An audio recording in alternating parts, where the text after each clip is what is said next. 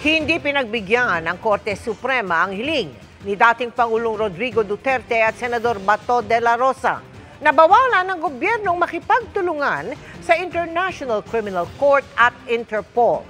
Hiling naman ng mga anak ni Duterte sa Korte Suprema, iutos na ibalik sa Pilipinas at iharap sa kanila ang dating Pangulo. Nakatutok si Salima Refran. Bago pa mailipad si dating Pangulong Rodrigo Duterte papuntang The Hague, Netherlands para paharapin sa International Criminal Court, may naihabol na petisyon ang kampo niya at ni Senador Bato de la Rosa bago magsara ang opisina ng Korte Suprema kahapon. Hiling nila Temporary Restraining Order o TRO na nagbabawal sa pagsunod, pakikipag-ugnayan at pakikipagtulungan sa ICC at sa Interpol. Pero kanina lang, naglabas ang desisyon ng Korte matapos ang virtual deliberation ng mga maestrado. Sabi ng Korte, bigo ang petitioners na mapatunayang may malinaw at hindi may tatangging karapatan o pangangailangan na maglabas agad ng TRO. Pero binigyan ng respondents ng hanggang 10 araw lang para magkomento. Hiwalay pa yan sa pagdulog din sa Korte Suprema ngayong araw ng mga anak niyang sina Davao City Mayor Baste at Kitty Duterte. Hiling nila, utusan ng pamahalaan ng Pilipinas na ibalik at iharap ang amang si dating Pangulong Rodrigo Duterte. Giit nila sa magkahiwalay na petition for habeas corpus, matagal nang tumiwalag ang Pilipinas sa Rome Statute. Hindi pwedeng maging batayan ng pag-aresto at pagdetena sa dating Pangulong Duterte ang ICC warrant of arrest dahil walang jurisdiction ang ICC sa ating bansa. Kaya labag umano ang pag-aresto sa dating Pangulo. Kinuha nila pwersahan ang presidente. Isinakay nila sa eroplano laban sa kanyang kalooban. Dinala nila sa isang bansa.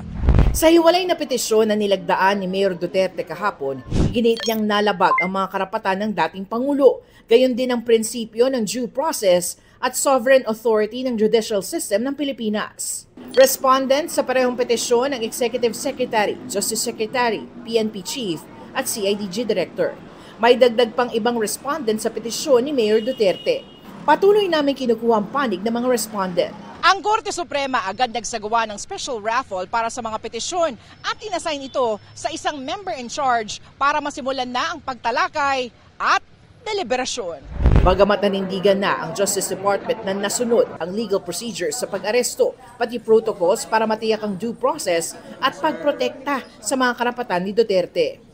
Mismo ang isa pang abogado naman ng dating Pangulo nagsabing hindi na uubra ang mga petition for habeas corpus sa mga anak ni Duterte. Sa tingin ko, hindi na workable yung petition for habeas corpus yan dahil nandun na, nilipat na eh. That petition for habeas corpus went with it yung prayer for a temporary restraining order para sana ay mapigil nila ang pagkuha kay dating Pangulong Duterte. Eh wala, hindi nila hinintay.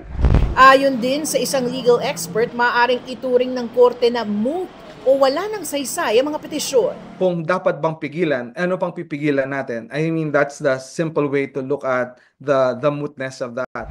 Gayunman, pagkakataon niya ito para linawin ng korte ang ilang tanong patungkol sa ICC at pakikitungo ng Pilipinas dito kahit hindi na miyembro. There are matters that are to be resolved. Hindi pwedeng iiwanan natin ng katanungan lamang at hindi nasagot ito ng Korte Suprema or ng ating batas.